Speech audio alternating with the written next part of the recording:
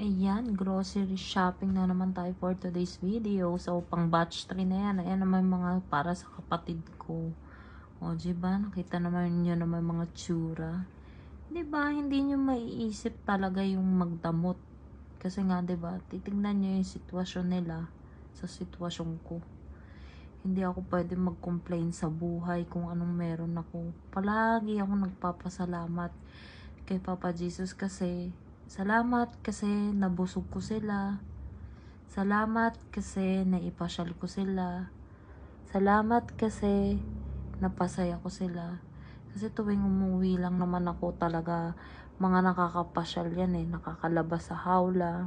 Yung ganon, basta ang pera, madali lang yung kitain pag pinagtrabahuhan natin.